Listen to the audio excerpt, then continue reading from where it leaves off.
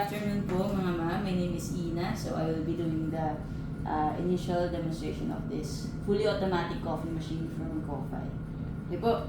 So to give you a little bit of our background, we are a coffee machine and beans subscription company. So we started year 2020. So in the year's time, yun, we are at around 3,000 subscribers nationwide. And ayun po, we sell coffee machines and beans, and recently nag-venture na rin kami sa coffee roasting machines, packaging, and all that stuff. So, ayun po. And anyway, let's dive into the commercial machine. Start tayo sa parts. Meron po tayong built-in grinder dito. So, when we say built-in, we can actually use yung ganito na pong kape. Yung whole beans. Yes. Aside from any powdered or yung mga 3-in-1. Hindi na tanumid na tayo ng Yes. For this one, whole beans na siya. And then, as you can see here po, pwede rin tayo gumamit ng powdered. However, yung pre-grind na ganito. Okay. Yes. Bawal dito ang Milo, ang Nescafe, or anything. Kailangan pre-grind coffee beans. Okay. And then, kagandahan pa sa machine na to is you can actually set yung fineness or coarseness po na magiging grind niya. So, kung ang mga tao dito ay mahilig sa matapang, pwede po natin sobrang i-fine yung ating setting. Okay. So, pag naman tayo ay mga light coffee, lang naman din, consumers, pwede natin gawing coarse. Okay po? So, dito po, sa back part is yung ating water gallon. This one can hold up to 2 liters. However, ang isang distinct feature ni commercial ay pwede siya i-connect sa direct na water supply. Kagaya po ng in-explain ko kanina, para at least hindi po tayo fill in ng water. Pwede maya. Okay po, para continue siya all throughout the day.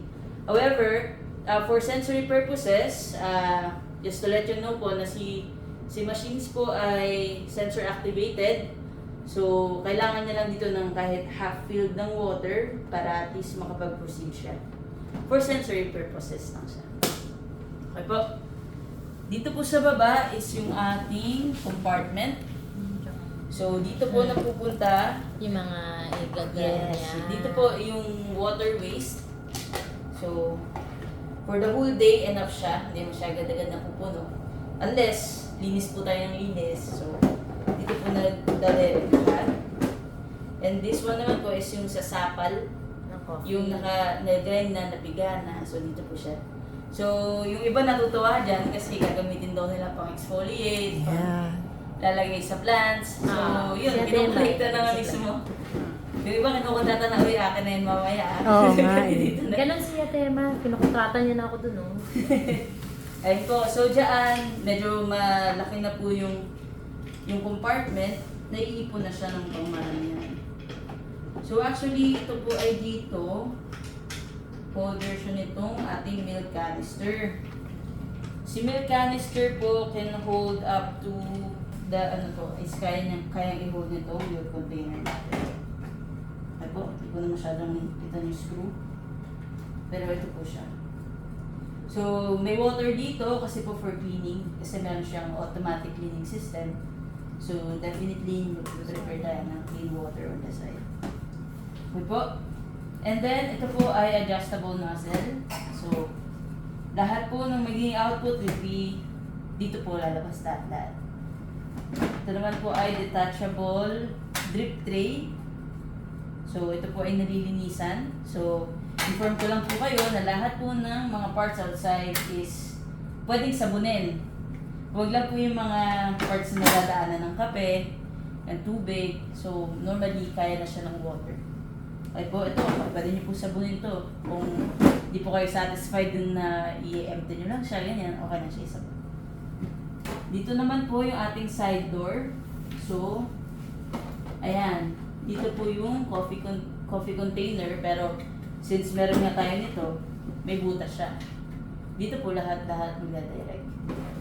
And yung color brown dito sa loob, kung makikita nyo po, yan po yung ating brewing unit.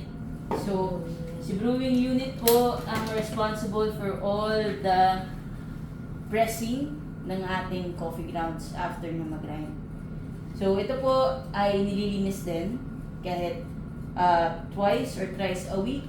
Pwede natin itong linisin using clean water lang naman, running water. And then before placing it back, kailangan lang na dry siya. Okay po. Itong buong area na rin na to is nililinis din siya, pero na dry cloth or vacuum or anything na dry, na So, nililinis dry lang cloth naman na natin siya. siya. Apo. Kagaya nga nung na-mention nyo kanina ma'am na kapag hindi siya nalilinis, pinamamahayan ng kung ano-ano. So just to prevent that from happening, no, with the linis ng sideboard. Okay po. Pag ito ay tinatanggal, pressure lang yung thumb here, tapos pull lang natin siya gano'n. Pag ibabalik naman, just make sure na nasa tamang shape lang siya. And then may click sound naman ito. Pagka indicator yon na tama yung pagkakalagay. And ito po, itong silver na to, dapat naka-inside kasi sensor niya po yun. Hindi po magpo-proceed ang machine pagka hindi niya na-detect na naka-inside ito. Okay po? So much for the parts. Pwede na natin siyang start. Pagka-plug po natin, it can automatically, ito na po yung binaka sa screen. Okay? So let's just start. Ayan, press lang natin. Good afternoon po. Demo ng kape. Opo. Siyempre, dapat lagi ka dito. Yan, panoodin mo. Hoy, ikaw din. Hoy, lahat tayo. Sira ko pa yung bayadan ko pa yan. Kaya nga may demo. Kaya makinig tayo. Opo.